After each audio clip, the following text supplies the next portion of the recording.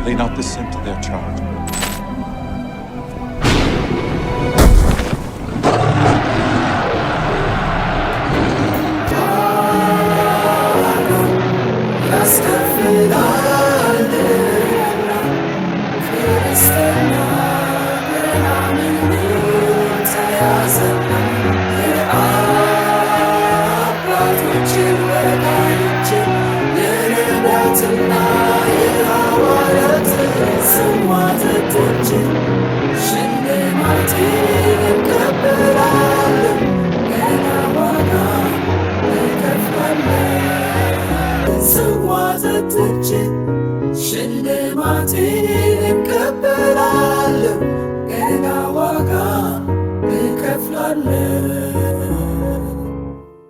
እንግዲህ በእምነት ከጸደቅን በእግዚአብሔርም ዘንድ በጌታችን በኢየሱስ ክርስቶስም ሰላምን እንያዝ።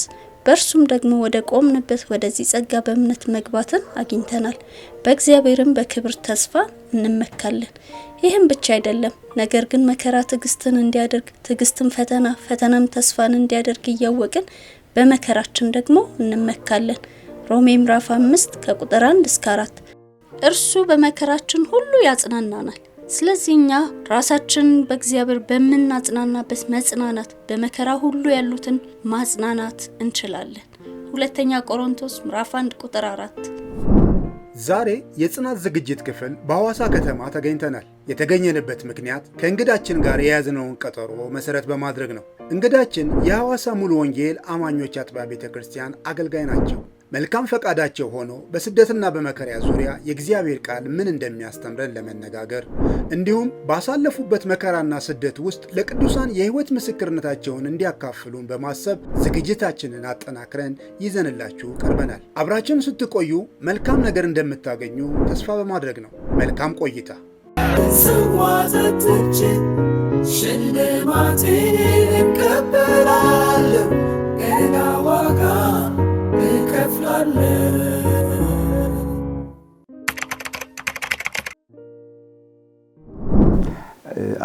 መጋቢ አዳና ለማየሁ እባላለሁ። ቤተሰብ አለኝ። አንዲት ሚስት ባል ነኝ። 2 ልጆች አሉ።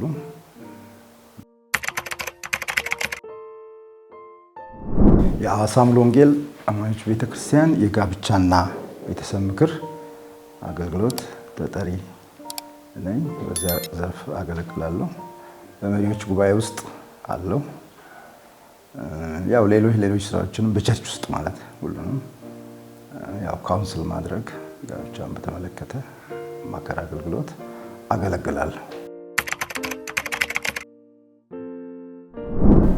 እንግዲህ እኔ ጌታን የተቀበልኩት በ1968 ዓመተ ምህረት ነው። በ1968 ዓመተ ምህረት የ8ኛ ክፍል ተማሪ ነበርኩኝ። በዚያን ጊዜ ነው ጌታን የተቀበልኩት በትምህርት ቤት ውስጥ ያለው ማለት ነው። ያ 68 ዓመተ ምህረት ትንሽ በኢትዮጵያ ውስጥ ፖለቲካው እንትን ያለበት ጊዜ ነው። አንዳንድ የኔ ጓደኞች ወደዛ ያሉበት ጊዜ ነበርና የ8ኛ ክፍል ሚኒስትሪ ከመፈተኔ በፊት አንድ የኔ ቤተሰብ የሆነ ሰዎች ቤት ሄጄ ነበርና እነሱ ጌታን ያመልካሉ፣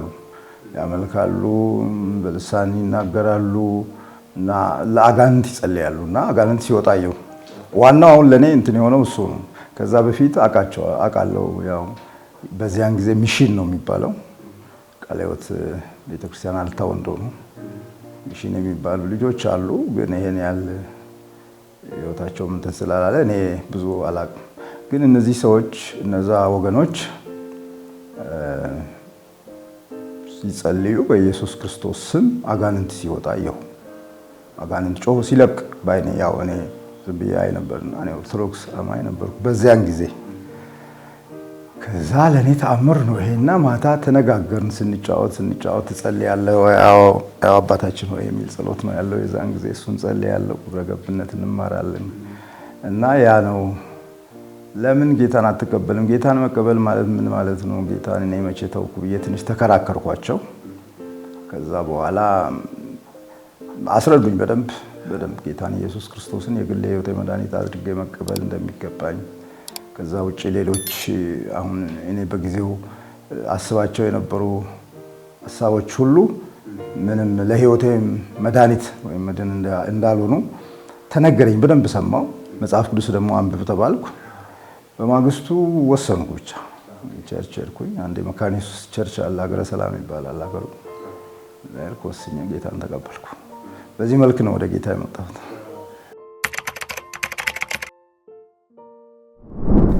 እኔ በቤተሰቤ ምንም ስደት የለብኝም። ያው ቤተሰቤ ይሄን ያህል በኦርቶዶክስ እምነትም ጠንከር ያለ እውቀት ያለው የለም። ያው ዝም ብሎ ሄዶ መሳለም መምጣት መሄድ መምጣት ነው። የዚያን ጊዜ ጠበቅ ያለ እግዚአብሔርንም ቃል የማያውቁ ሰዎች ስለሆኑ እኔ እንደመጣሁ መጽሐፍ ቅዱስ ተሰጥቶኝ ስለመጣሁ መጽሐፍ ቅዱስ በጣም አነባለሁ። ከዛ ጊዜ ጀምሮ ማንበብ ጀመርኩ። ያው የዚያን ጊዜ ደህንነት ትምህርት የለም። አንብብ ነው መጽሐፍህን ከመጀመሪያው እስከ መጨረሻው ተወጣ ስለሆነ መጽሐፍ ቅዱስ እያነበብኩ ለኔ እንደገባኝ ሄድኩ። ምንም ከቤት እኔ ስደት አልገጠመኝም። አዎ የዚያን ጊዜ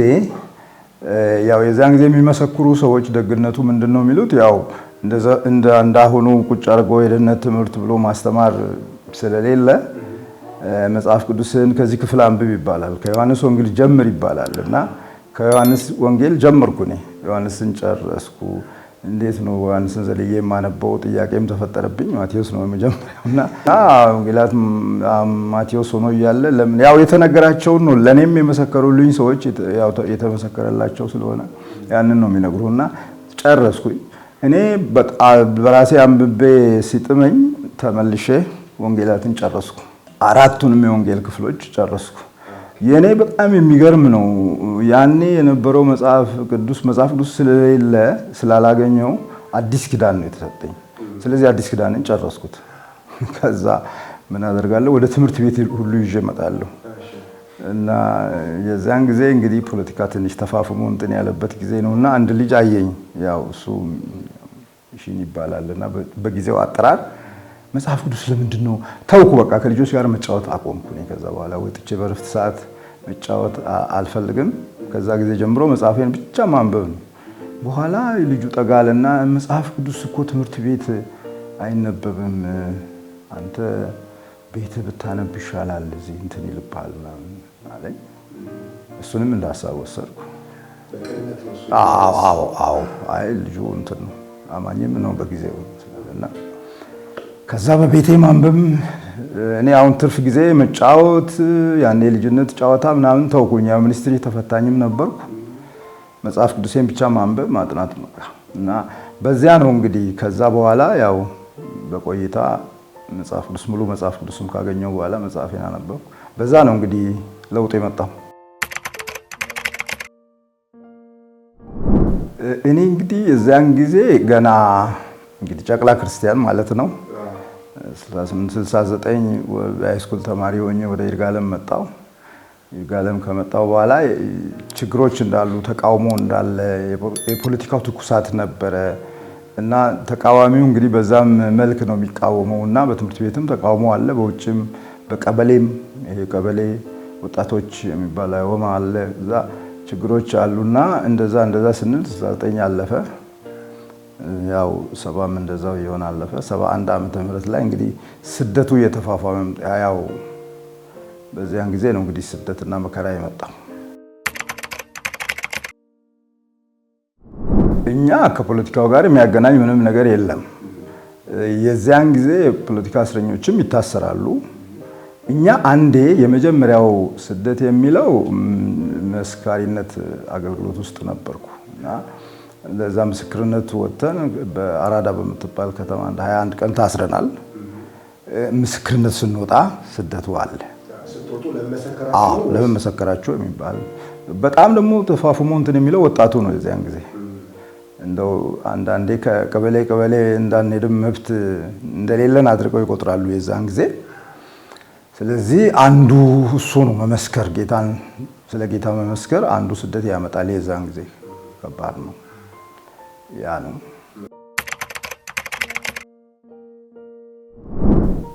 ያው እንግዲህ ያኔ በጅምላ እዛ ከተማ ውስጥ አፈሳ ነበር።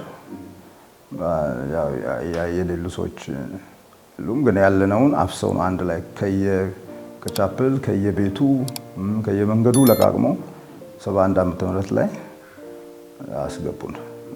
ጥቂት ወንድሞች እህቶች አብረን ነበር የታሰረው 7 ዓመት።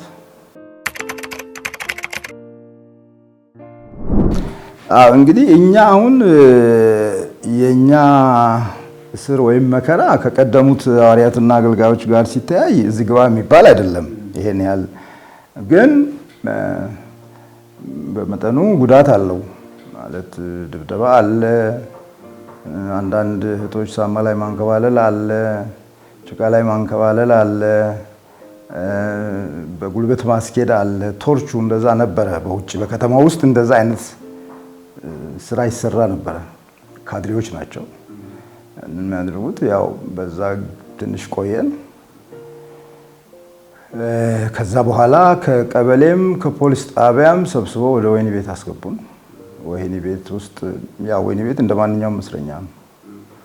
ወህኒ ቤት የተለያየ በጊዜው በአጠራር ወህኒ ቤት ይባላል፣ አሁን ታራሚ ይባላልና ያኔ ወህኒ ቤት ነው ተብሎ ቢጠራው በዚያን ጊዜ በዚያን አጠራር የተለያየ እስረኛ አለ።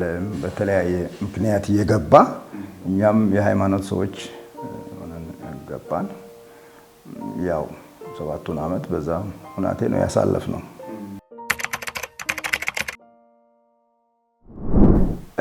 እንግዲህ ቅድም ያልኩት ነው። በተለያየ ቦታ ነው ያለነው። ቀበሌ የነበሩ ሰዎች አሉ። ቀበሌ የታሰሩ ወንድሞችና እህቶች አሉ። ቀበሌ ያሉትን ያወጧቸዋል፣ ስራም ያሰሯቸዋል፣ ያንከባልሏቸዋል ጭቃ ላይ ምናምን እንደዛ። እኛ ያለነው ደግሞ ፖሊስ ጣቢያ ነበር። የተለያየ ቦታ ነው ስራቱ፣ የተለያየ ቦታ ነው። ፖሊስ ጣቢያ የነበርነውን ፖሊስ አንድ ጊዜ ፖሊስ አንድ ጊዜ ካድሬ፣ ያው ፖሊሶች እየተቀያየሩ እየታዘዙ ነው የሚመጡት። ካድሬዎች ናቸው የሚያዟቸው። ይመጡና ያው በእንብርክክ እንድንሄድ እንዲያውላቸው፣ ሰዎቹም እንደዚህ ቀጥተዋቸዋል እንዲባሉ ያደርጋሉ። ከዛ በኋላ አንድ ሜዳ ነገር አለች። አሁን እንትን ተሰርቶበታል፣ ቢሮ ሆኗል። እዛ ላይ ሲያንከባልሉን ይውላሉ። አንዳንዴ ያው ሲያቅተን ይደበድባሉ። ጭቃ በጭቃ ሆነን እንገባለን። በዛ ሁናቴ ደግሞ ቡና ልቀሙም ይባላል። አንዳንዴ እህል ውቀጡ የሚልም ነገር ይመጣል። ያው ጦር ሜዳ ለሚለው ምናምን እና በዚያ ብዙ እንትን የማለት ነገር አለ።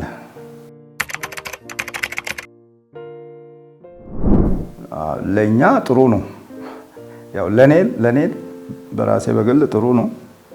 እግዚአብሔርን በደንብ ያወቅኩበት ገና ብዙ እንትን ሳልል ነው የገባሁት። በ3ኛ ዓመት ወይም 4ኛ ዓመት 68 69 70 71 4ኛ ዓመት ነው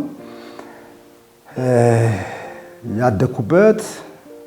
መጽሐፍ ቅዱስ ቁጭ ብዬ ደጋግሜ ያነበብኩበት።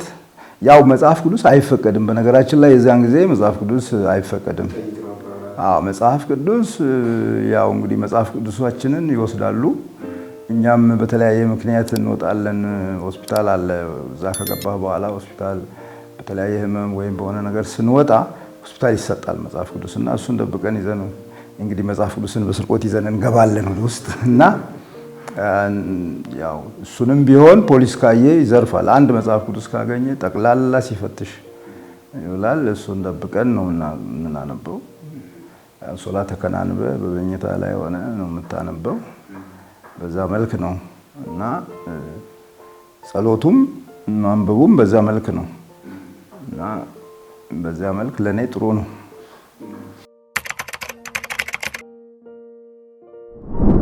እዛ ምንድነው ይበትኑናል። ወህኒ ቤቱ ሰፊ ነው። በየክፍሉ ያደርጉናል፣ ይበትኑናል። እኛን ያው አያምኑም፣ ይሰብካሉ።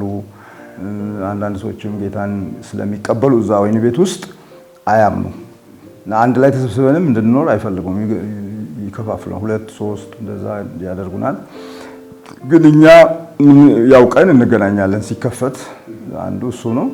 ሌላው በምግብ ምክንያት እንሰበሰባለን። እኛ ምግብ ለመግባት እንሰበሰባለን። በዚያን ጊዜ ፌሎሺፕ እናደርጋለን። ምግባችንን አቅርበን ምግባቸውን እየበሉ ነው እየተባለ እኛ የምናወራውን እንጽናናውን የምንለዋወጠውን የእግዚአብሔርን ቃል እንደዛ እንለዋወጣለን።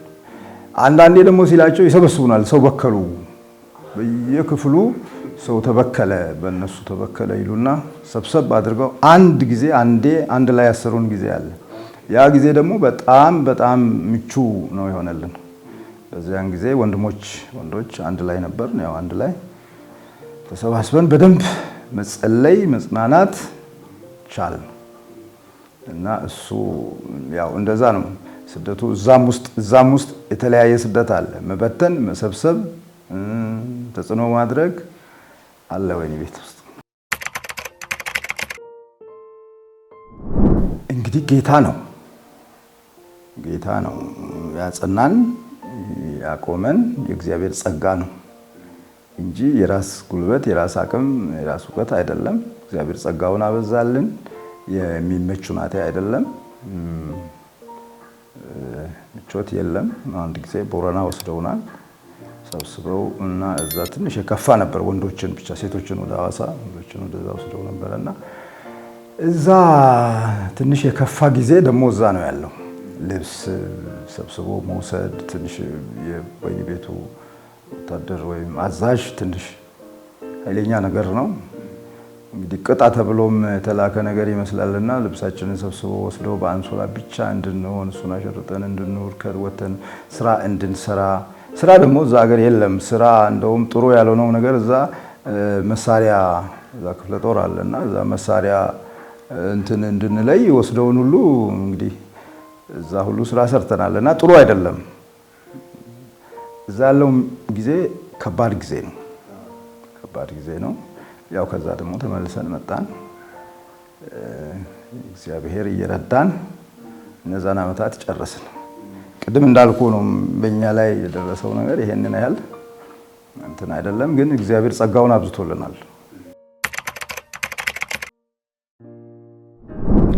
እንግዲህ ስለዚህ ነገር ስደት መከራ አሁን የለም ወይም ሊኖር አይችልም ስለሚባለው አባባል መጽሐፍ ቅዱስ ምን ይላል ነው? የእግዚአብሔር የአምላካችን ቃል ስደትና መከራ እንዳለ በሚገባ ያስተምራል። ክርስቶስ ከሞተ በኋላ ክርስቶስ ሞቶልናልና ለኛ መከራ አይኖርም የሚለው አለ። እሱን ኋላ እናያል። ግን ክርስቶስ መጥቶ ከመሞቱም በፊት በብሉይ ኪዳን መከራ ነበር። ስደት ላይ የነበሩ ሰዎች ነበሩ እና ስለ ስደት ስለ መከራ መጽሐፍ ቅዱስ ከዘፍጥረት እስከ ራእይ ድረስ ይናገራል። ይሄንን መካድ አይቻልም። እንዱ ይሄ ነው። ሁለተኛው ወደዚህ ወደ አዲስ ኪዳን መተን ክርስቶስ ሞቶልናል የሚለውንም ስናጤን ምንድነው ክርስትናው ራሱ የተመሰረተው በመከራ ላይ ጌታ ኢየሱስ ክርስቶስ መከራን ተቀበለ። ከዛ ነው የጀመረው። ስለዚህ መከራን መካድ እዛ ጋር አይቻልም። ከመጀመሪያው ስንሄድ ሰዎች እግዚአብሔርን የሚፈሩ ሰዎች ሲሰደዱ ኖረዋል። ለምሳሌ ዮሴፍ መከራን ተቀብሏል በሁለት መልክ። አንድ በራእዩ በተመለከተው ራእይ መከራን ተቀብሏል። ጉድጓድ ውስጥ ተጥሏል፣ ተሽጧል። በተሸጠበትም ቦታ ደግሞ መከራን ተቀብሏል። ሁለተኛው ኃጢአትን እምቢ ሲል መከራ ደርሶበታል። ምንድነው ያለው? እግዚአብሔር መከራዬን ሁሉ አስረሳኝ፣ የአባቴንም ቤት አስረሳኝ ሲል ለልጁ ለምናሴ ስም ሲያወጣ እናያለን። መከራ ነው ተሰዶ መውጣት፣ ከቤተሰብ ተሰዶ ወጥቷል። ይሄ አለ። በዚህም ዘመን እኮ በክርስቶስ ኢየሱስ ተሰደው ከቤተሰብ ይወጡ የነበሩ ሰዎች ነበሩ። እሱ በዛ ምክንያት ባይሰደድም፣ ስለዚህ መጽሐፍ ቅዱስ መከራ እንዳለ ይነግረናል። ያዕቆብ በመከራዬ ጊዜ ለሰማኝ በሄድኩበትም መንገድ ለመራኝ ለእግዚአብሔር መሠዊያን እሰራለሁ ይላል ዘፍጥረት 35:3 ላይ። ስለዚህ መከራ አለ ማለት ነው። ያዕቆብ ተሰዷል፣ መከራን አይቷል። እንደ ግለሰብ እንደ ሕዝብ ደግሞ የእስራኤል ሕዝብ በግብፃውያን መከራን ተቀብሏል። መከራ አለ ማለት ነው። በሰው የሚደርስ መከራ አለ፣ በሁኔታ የሚመጣ መከራ አለ፣ በሰይጣንም የሚመጣ መከራ አለ፣ እግዚአብሔርም ፈቅዶት ሊመጣ የሚችል መከራ አለ። ስለዚህ እሱን እንዴት አድርገን እንክዳለን? ለምሳሌ ዘዳግም 32:23 ላይ መከራን እጨምርባችኋለሁ እግዚአብሔር ነው ይህንን የተናገረው። ምክንያቱም እግዚአብሔርን ካላመለኩ እግዚአብሔርን ከግብፅ ያወጣቸውን እግዚአብሔርን አምልከው ባይቀጥሉ መከራን አመጣባችኋለሁ። ስለዚህ መከራ አለ በብሉይ ኪዳን። ዳዊት በመከራዬ ቀን ደረሱብኝ፣ እግዚአብሔር ግን አዳነኝ፣ ደገፋዬ ነው። ሁለት ጊዜ ተናግሮታል። ሁለተኛ ሳሙኤል 22:19 ላይ መዝሙር 18:18 ላይ ይህንኑ ቃል ደገመውና በመከራዬ ቀን ይላል። መከራ ነበረበት ማለት ነው። አንድ ግለሰብ ወይም የእግዚአብሔርን ሕዝብ ይመራ ነበረ። ስለዚህ መከራ የለም ማለት አንችልም። እግዚአብሔር ደግሞ ሲናገር በኢዮርብዓም ቤት ላይ መከራን አመጣለሁ በኃጢአት ምክንያት መከራን አመጣለሁ ብሏል እና በእግዚአብሔር ቃል ምክንያትም በብሉይ ኪዳን የተሰደዱ ሰዎች ነበሩ። ለምሳሌ ሚክያስ እውነተኛ ቃል በመናገሩ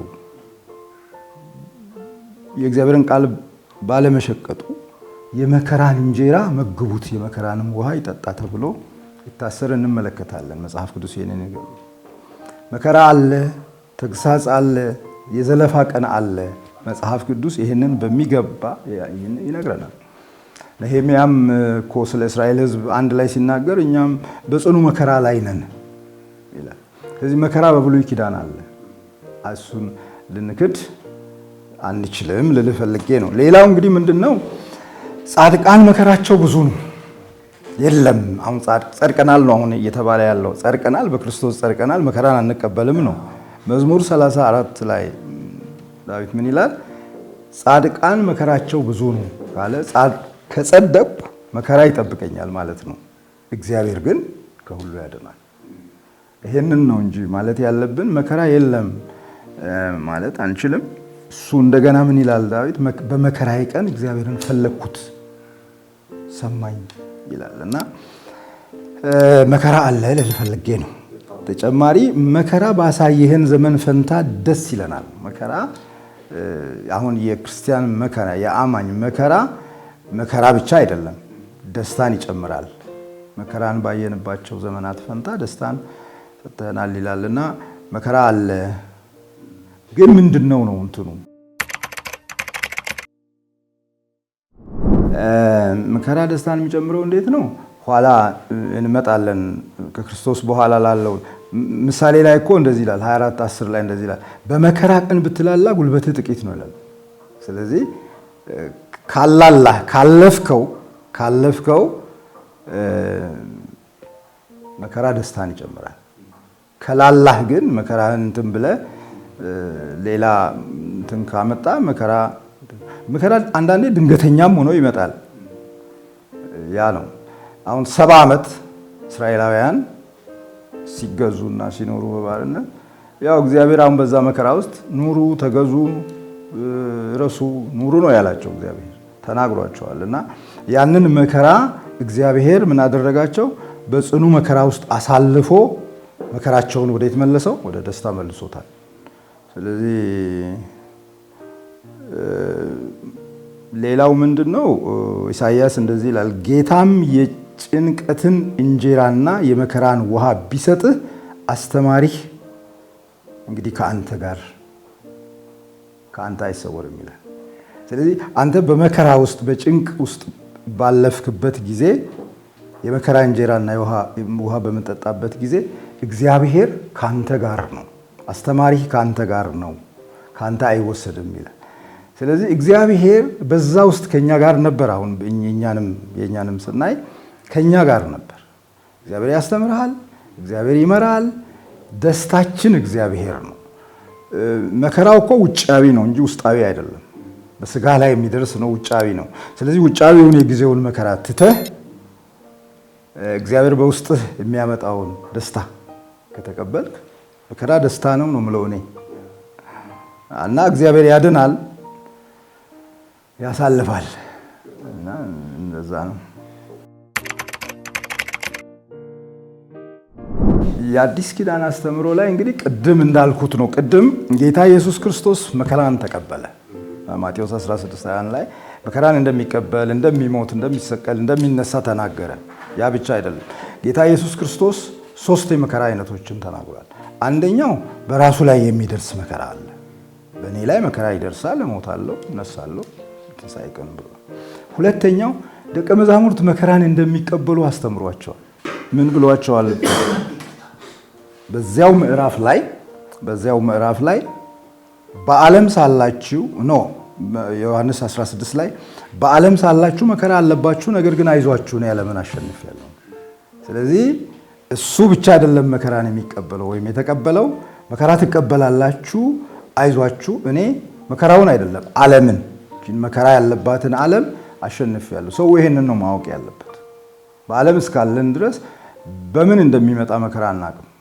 በግል ሊመጣ ይችላል፣ በተለያየ ምክንያት ሊመጣ ይችላል፣ በአደጋ ሊመጣ ይችላል። ግን በተለይ ደግሞ ይሄን የክርስትናውን ስንመለከት አይዟችሁ እኔ ዓለምን አሸንፌአለሁ። ስለዚህ ሐዋርያት ይህን መከራ ተቀብለዋል። ጳውሎስ ላይ መከራ ደርሷል። ገና ሲቀበል የሐዋርያት ሥራ ምዕራፍ 9 ላይ ስለ እኔ ብሎ ነው የተናገረው ጌታ። መከራን እንደሚቀበል፣ ስሜን እንደሚሸከም፣ መከራን እንደሚቀበል ተነግሯል። እሱ ብቻ አይደለም። እስጢፋኖስ ላይ የደረሰው መከራ ሐዋርያት ሥራ ምዕራፍ 11 ተወገረ፣ እስጢፋኖስ ሞተ። በደስታ ነው የሞተው። ቅድም በደስታ ነው።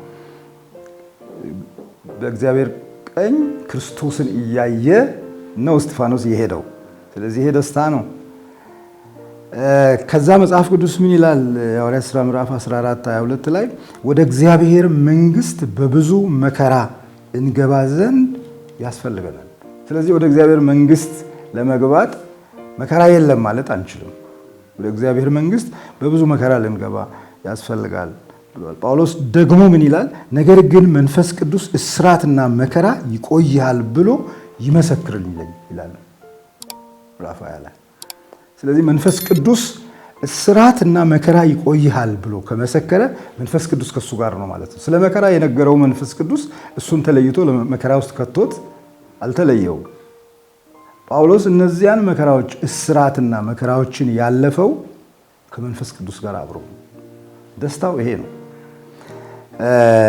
እንግዲህ መከራ ምን ያደርጋል ነው ሮሜ ላይ ጽፎታል። ሮሜ 5:3-4 ባለው ነገር ግን መከራ ትዕግስትን እንዲያደርግ ይላል። ስለዚህ መከራ ምንን ያመጣል? ትዕግስትን ያመጣል። እሱን ቃል ብናነበው ጥሩ ይመስለኛል። ምዕራፍ 5 ላይ እንደዚህ ይላል፣ ነገር ግን መከራ ትዕግስትን እንዲያደርግ፣ ትዕግስትን ፈተናን፣ ፈተናም ተስፋን እንዲያደርግ አውቀን በመከራችን ደግሞ እንመካለን። ስለዚህ መከራው ትዕግስት የሚሰጥ ነው ማለት ነው። ይሄ ነው። ሌላው መከራ እኔ መከራን እንዴት ነው ማየው? የመከራ ተስፋዎች አሉ ለአማኞች። የመከራ ተስፋዎች ምንድን ነው? እሱ ደስ የሚለኝ ሮሜ ላይ የመከራ ተስፋዎች ምንድን ናቸው? ሮሜ ምዕራፍ 12 ላይ ምን ይላል? በመከራ ስለመታገስ ያወራል። በመከራ ታገሱ፣ በጸሎት ጽኑ፣ ቅዱሳን በሚያስፈልጋቸው እርዱ፣ እንግዶችን ለመቀበል ትጉ። አሁን እዚህ ቦታ ላይ በመከራ ታገሱ ነው የሚለው። በመከራ ታገሱ ነው። ሁለተኛ ቆሮንቶስ ምዕራፍ 1 ላይ እርሱ በመከራችን ሁሉ ያጽናናናል ይላል። ስለዚህ እኛም በመከራ ውስጥ ያሉትን እናጽናናለን። ስለዚህ መከራ ተስፋ አለው፣ መጽናናት አለው ማለት ነው። እዚያ ሁለተኛ ቆሮንቶስ 4 ላይ ቀላል የሆነው ይላል። ቀላል የሆነው ምንድነው? ቀላል የሆነው የጊዜው መከራ ነው። የጊዜው መከራ ወዴት ያደርሰናል ይላል። ጣራው ምንድነው? ወደ ክብር ያደርሰናል። ስለዚህ መከራ ተስፋ አለው። ተስፋው ምንድነው? ክብር ነው። ኤፌሶን ላይ ደግሞ ምን ይላል? ስለ እናንተ ስላለው መከራ አትታክቱ፣ አትድከሙ ይላችኋል። ኤፌሶን ምን ማለት ነው? ክብራችሁ ነው። ይሄ መከራ ክብራችሁ ነው። ስለዚህ መከራ ወደ ክብር ያደርሳል። እንዲሁ ፊልጵስዩስ ላይ እንደዚህ ይላል፣ ይህ ስለ ክርስቶስ ተሰጥቷችኋል፣ ስለ እሱ መከራ ደግሞ ልትቀበሉ እንጂ በእርሱ ልታምኑ ብቻ አይደለም። ስለዚህ ክርስቶስን ልንቀበለው ልናምነው ብቻ ሳይሆን መከራንም ልንቀበል ነው ማለት ነው። ይሄ ማለት ምን ማለት ነው? እንግዲህ ከደህንነታችን ጋር ተያያዥነት አለው መከራ ማለት ነው። አንድ የዳነ አማኝ መሰደድ ይኖርበታል ማለት ነው። የግድ ስደት ጠርቶ ባይሄድም እኛም አማኞች ስለሆን ነው በጊዜው ፈልጎ እኮ ነው ስደቱ የመጣው ያ ነው። እና በዝግጅቶቻችን ላይ ጥያቄ፣ አስተያየት እንዲሁም ጥቆማ ካላችሁ ከታች በተጠቀሰው አድራሻችን ልታደርሱ ትችላላችሁ። ለዛሬ እዚህ ላይ አበቃን። በሚቀጥለው የጽናት ዝግጅታችን እስክንገናኝ ከእግዚአብሔር ከአባታችን ከጌታችንም ከኢየሱስ ክርስቶስ ጸጋና ሰላም ከሁላችን ጋር ይሁን። አሜን።